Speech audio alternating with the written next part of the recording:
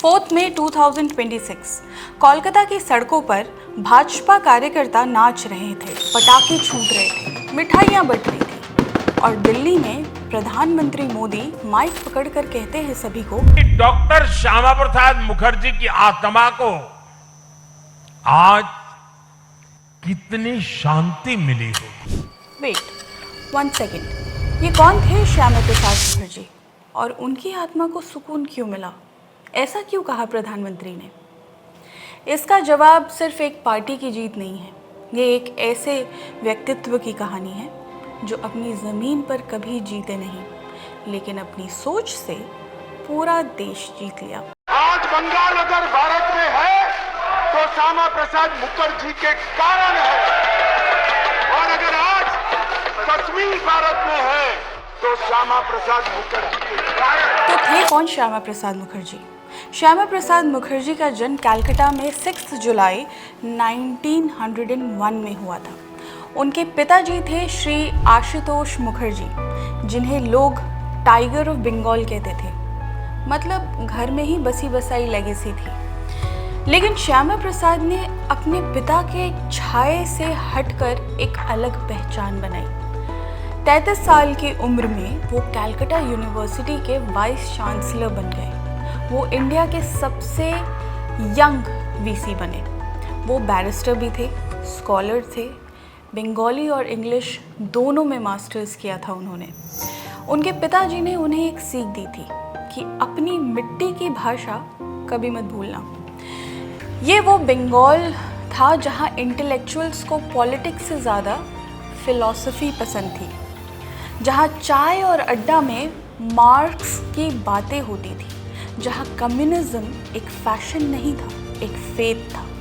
और इसी बंगाल में एक आदमी ने राइट विंग नेशनलिस्ट पॉलिटिक्स की नींव रखने का सोचा। The thought was Indeed unique yet risky. अब आप पूछेंगे ऐसा क्यों? उसके लिए आपको जाना होगा 1946 में, अक्टूबर 1946, नोआखाली ईस्ट बंगाल के चित्तौगंग डिवीज़न में एक तूफ़ान आया। नेचुरल तूफ़ान नहीं, इंसानों का बनाया हुआ तूफ़ान। Rally, the police and military would not interfere. Basically, an open invitation to chaos. Some sources even claim he was in the police control room, actively. Muslim league के मॉब्स ने दुर्गा पूजा के समय हिंदू घर जलाए, फोर्स्ड कन्वर्जन्स किए, मास wraps हुए, मंदिर तोड़ दिए गए, पूरे गांव के गांव राख हो गए, हज़ारों लोग मारे गए। उसी वक्त कलकत्ता में अगस्त 1946 में डायरेक्ट एक्शन डे के राइट्स में 10,000 से ज़्यादा हिंदू और मुस्लिम मारे जा चुके थे।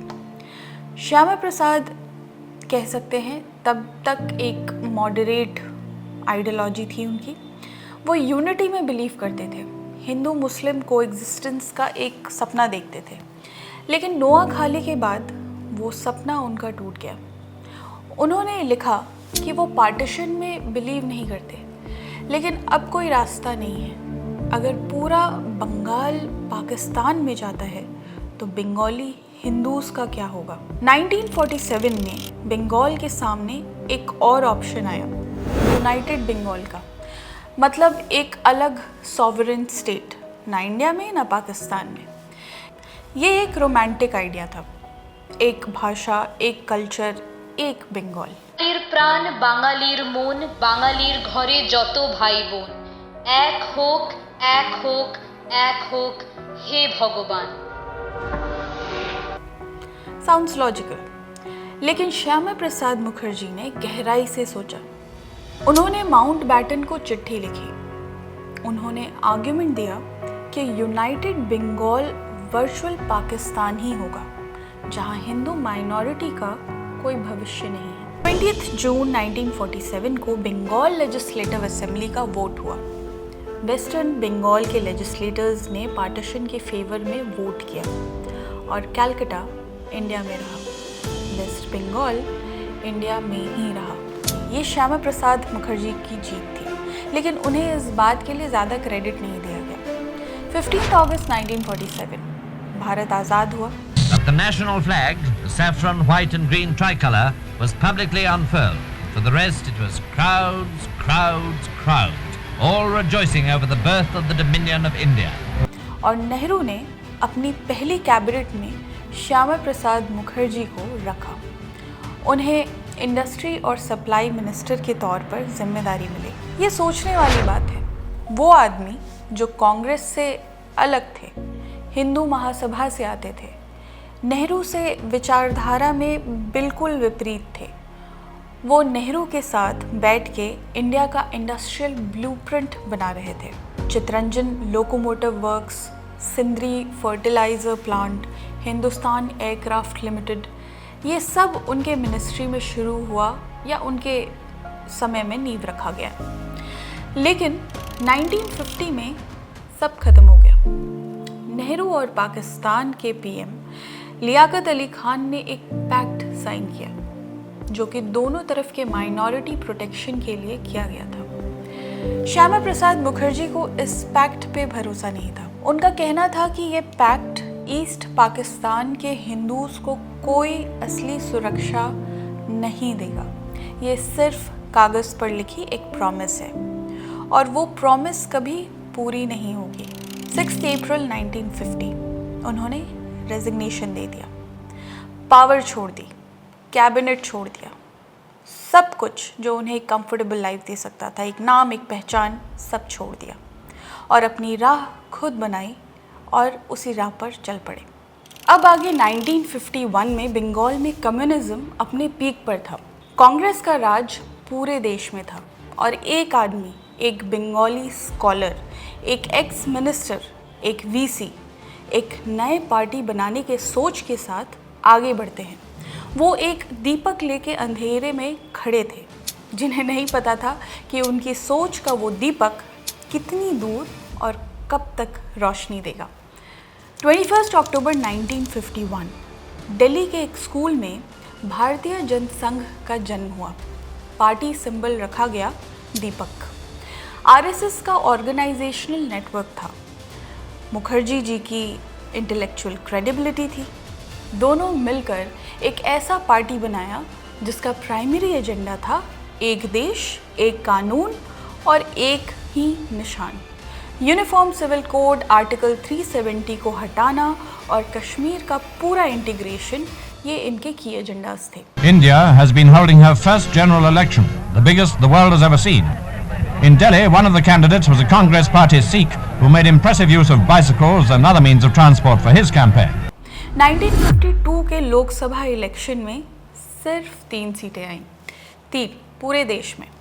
लोग हंसते थे, क्रिटिक्स कहते थे ये पार्टी चलेगी नहीं। बंगाल में तो कोई पूछ भी नहीं रहा था। लेकिन श्यामा प्रसाद मुखर्जी रुके नहीं और फिर आया 1953। जम्मू एंड कश्मीर का एक अजीब सच था। वहाँ अपना कॉन्स्टिट्यूशन, अपना झंडा, अपना अलग प्राइम मिनिस्टर और कोई भी भारत का नागरिक, अपने ही देश का नागरिक वहाँ बिना परमिट के नहीं जा सकता था। प्रेसिडेंट ऑफ इंडिया भी नहीं।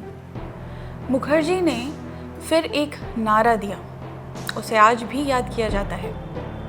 एक देश में 2 विधान, 2 प्रधान और 2 निशान नहीं चलेंगे। मई 1953 उन्होंने डिसाइड किया, मैं परमिट नहीं लूँगा, मैं अपने ही देश में घुसने की परमिशन नहीं मांगूंगा। 11 मई को लखनपुर बॉर्डर पर उन्हें अरेस्ट कर लिया गया। डिटेंशन में उनकी तबीयत बिगड़ती गई। प्लूरल इन्फेक्शन, जो कि लंग्स और चेस्ट वॉल के बीच में इन्फेक्शन होता है, वो हुआ उन्हें। डॉक्टर्स ने स्ट्रेप्टोमाइसिन दिया। उन्होंने कहा कि ये ड्रग उन्हें सूट नहीं करता।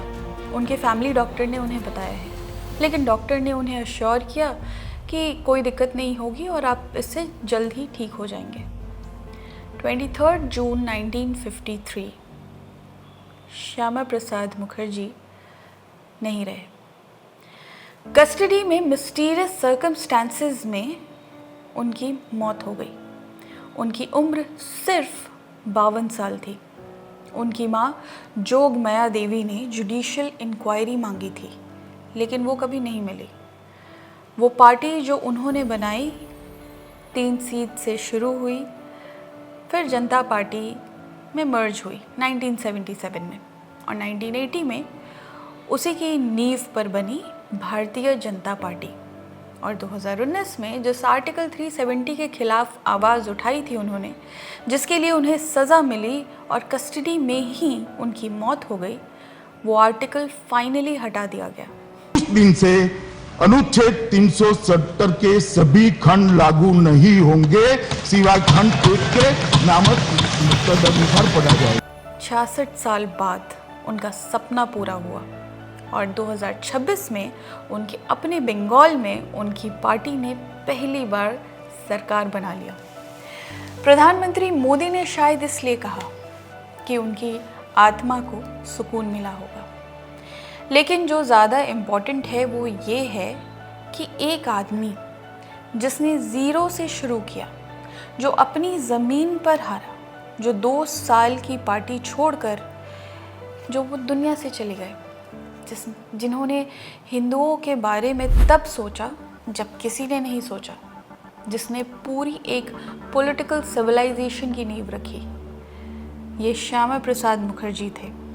बंगाल का वो बेटा जिसे 73 साल बाद उनके सोच को सलाम किया गया। एक दीपक अंधेरों में तब भी जल रहा था और आज भी जल रहा है। अगर ये कहानी आपको पसंद आई हो तो लाइक और सब्सक्राइब ज़रूर करिएगा। ऐसे ही ह्यूमन साइड ऑफ पॉलिटिक्स को हम सामने लाते रहेंगे। फिर मिलते हैं। नमस्कार।